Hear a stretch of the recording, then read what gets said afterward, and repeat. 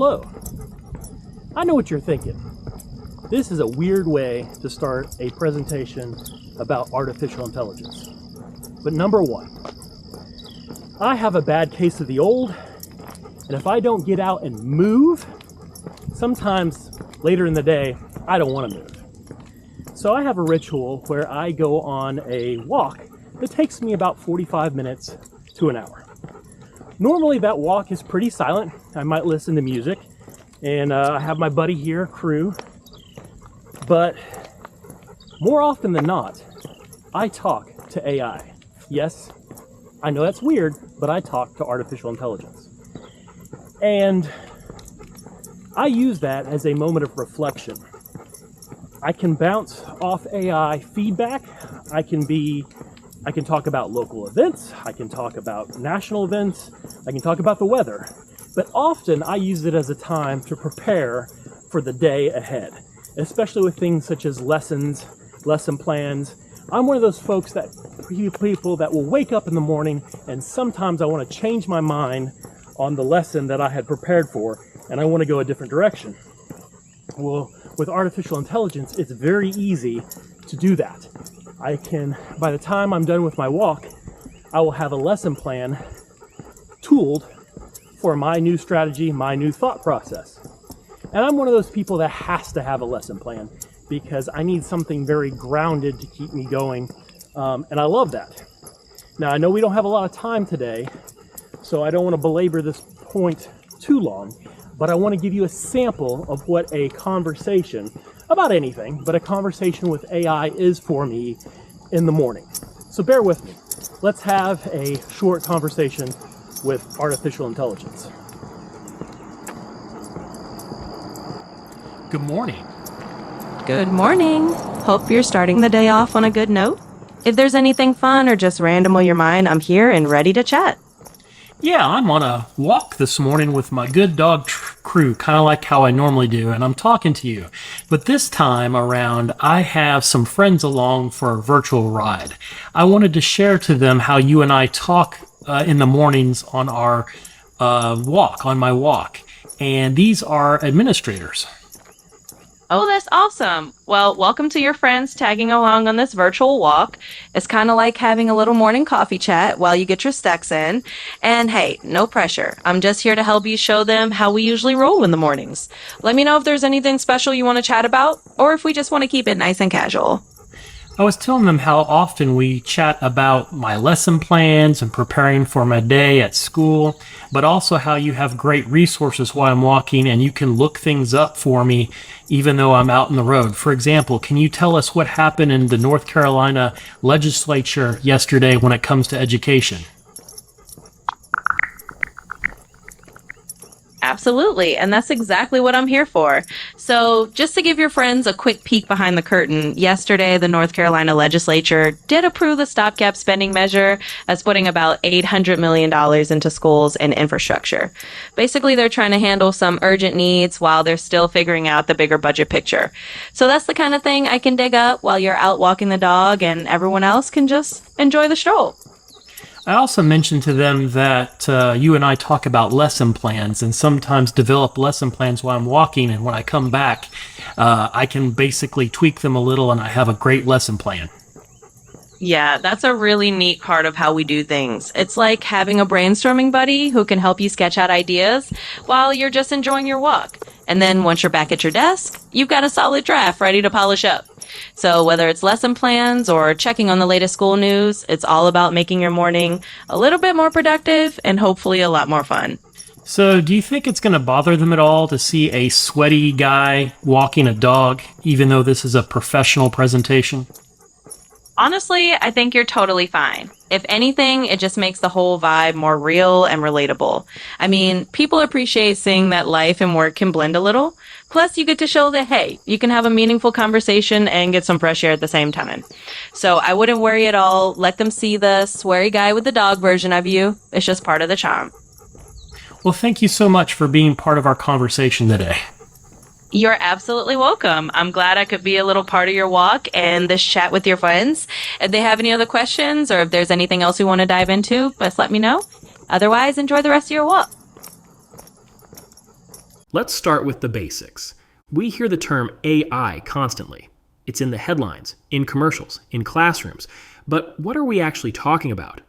In this presentation, when I say AI, I'm really talking about generative AI, tools that create. That could mean writing an essay, generating a poem, producing a photo, building a slide deck, writing code, or even composing music. Tools like ChatGPT, Gemini, Claude, DALL-E, Midjourney, Copilot, and Canva Magic Write are all examples of generative AI. These aren't search engines. They don't just point you to information. They create new content based on prompts, questions, or context. And yes, AI is a buzzword. Some companies slap it on their products whether it applies or not. But generative AI is real, and it's already changing how students learn and how we teach. So let's talk about what's actually happening right now in schools. Students are already using these tools, often in ways we don't see. They're using ChatGPT, Gemini, MyAI, and Snapchat, Quillbot, and others. Some use it to brainstorm, but many use it to do entire assignments quietly and undetected. Teachers are understandably unsure. There's excitement, but there's also real concern. Concerns about cheating, concerns about what's being lost, concerns about the unknown. But here's what we know. AI is improving fast, weekly, daily even. It can write papers, generate lesson plans, create images, write code, analyze student work, and even simulate feedback. The tools aren't coming. They're here. Our students are already swimming in them. And right now, in most classrooms, we're not talking about it, which means students are learning or not learning without us. Let's put that into perspective with something local. In one typical month, this past spring, March, students in our school district logged more than 600 hours on ChatGPT alone. On high traffic days, nearly half of all high school internet activity was tied to AI use. And when you expand that to include tools like Gemini, Grammarly, and AI embedded in Microsoft Word or Google Docs, the total easily exceeded 1,000 hours.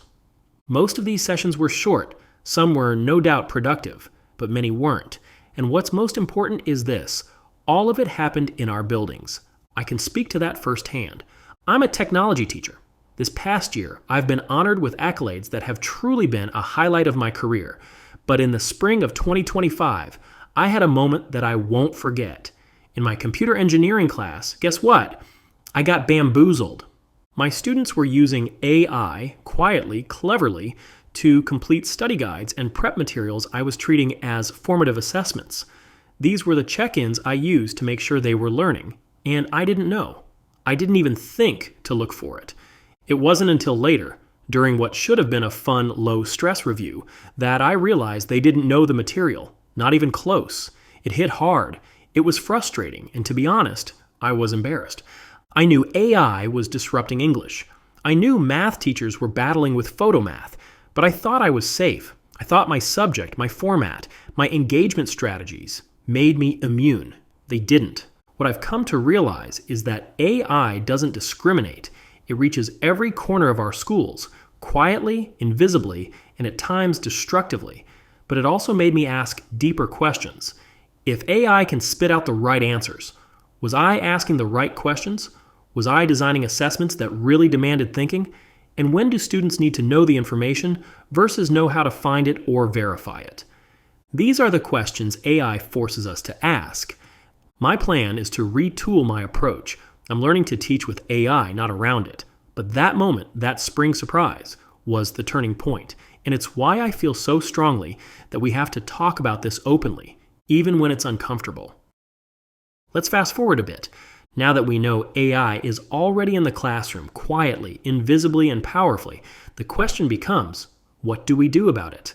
Some of the first instincts are reactive. Block the websites, ban the tools, ban the devices. But that's like banning calculators because they solve math problems. I've sat in meetings where educators have asked for AI detection tools, some of which are expensive, and many of which don't even work reliably. I understand the instinct. It feels like a way to restore control, but it's a false sense of security. The reality is, many of the newest AI models, especially those trained after 2023, can't be reliably detected by those tools. I've seen responses come back as 100% human when I know they were 100% generated by AI. It's a cat and mouse game, and the AI is getting faster. Even if detection tools did work perfectly, what problem are we actually solving? We're catching students, maybe, but we're not changing the conditions that led them there. It's like locking up every pencil in the classroom because one student drew on a desk. And here's the deeper truth. Cheating is a human construct. It changes over time. When I was in school, using a calculator was considered cheating. Now it's expected. Desmos is built into the EOC. Open book tests were once controversial. Now they're common. Collaboration used to be copying. Now we call it teamwork. That doesn't mean anything goes. But it does mean that calling all AI use cheating is a lazy shortcut. We need to ask harder questions. What was the task? What were we really assessing? And are we equipping students for a world where these tools are part of the fabric of work and life?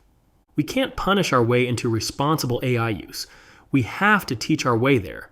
The truth is, we've seen this before. Not the same tools, but the same fear. Fear of Wikipedia, fear of spell check, fear of YouTube.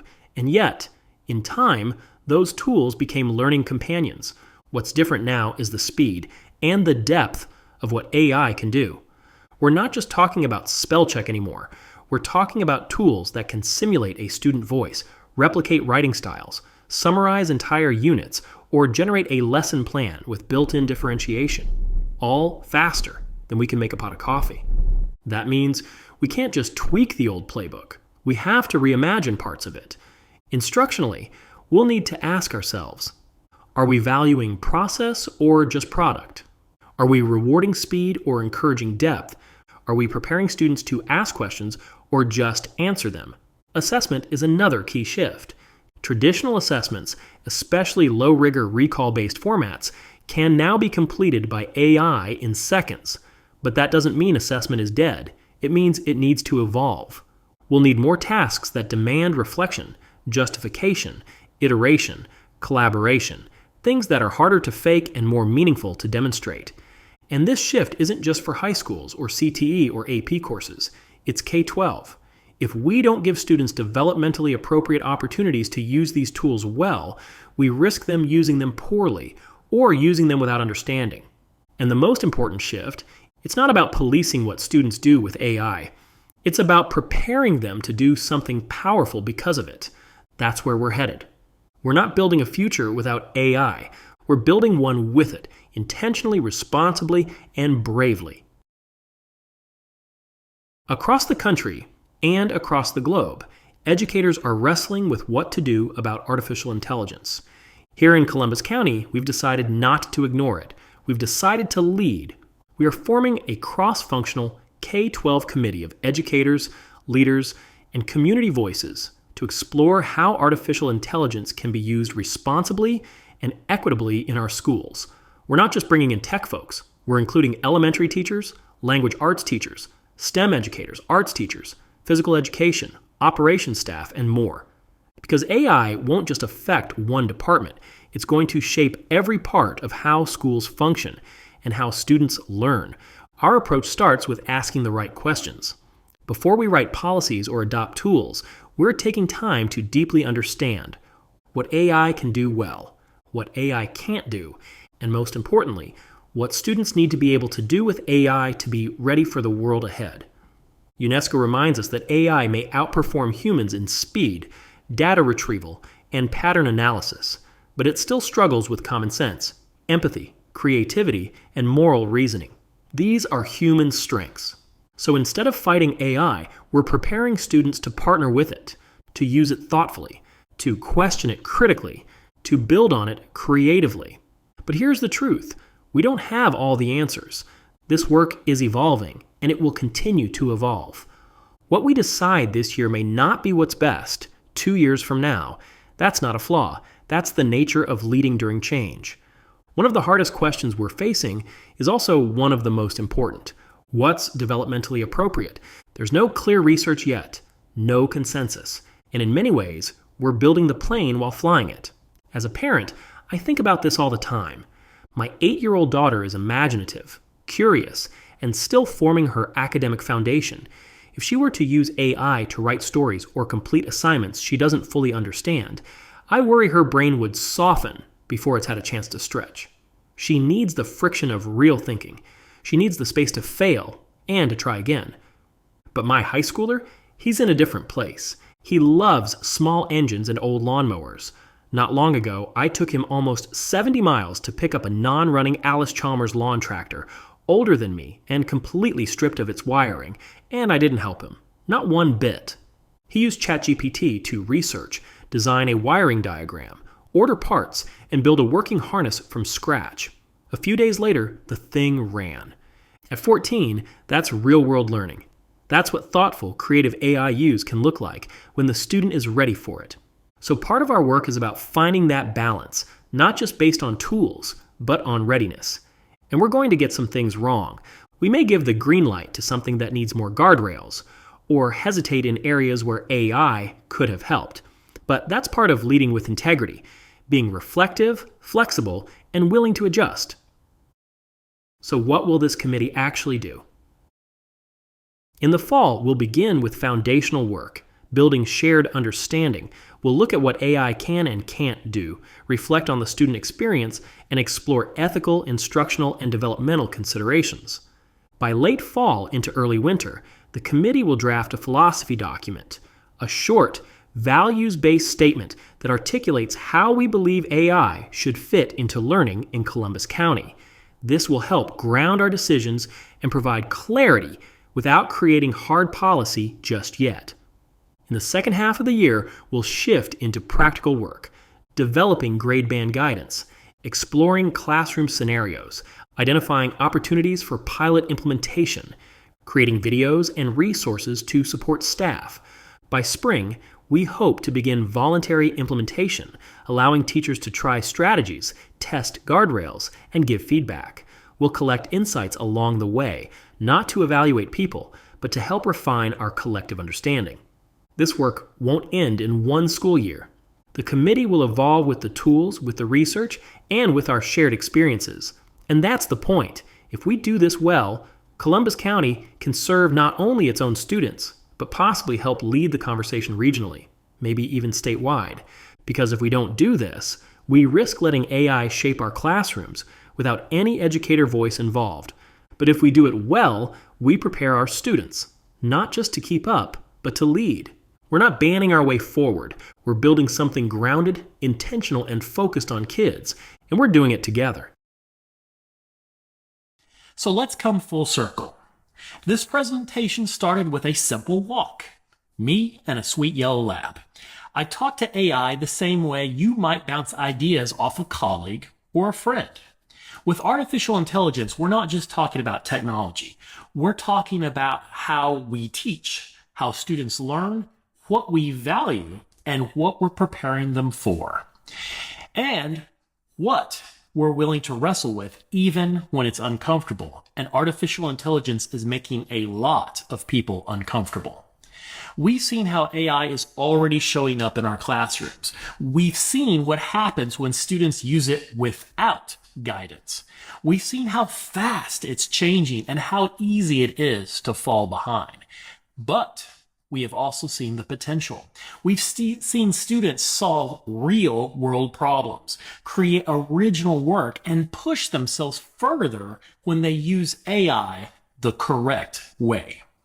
In Columbus County, we're not pretending to have it all figured out. We're not rushing in to write policy. We're not picking sides between fear and hype. We are doing what good educators have always done when faced with something new. We're asking good questions. We're coming together as a community, and we're choosing to learn before we regulate. And if we do this right, if we stay grounded for what's best for kids, if we listen to each other, then we won't have to just react to AI. We will shape how it's used. We will protect what matters.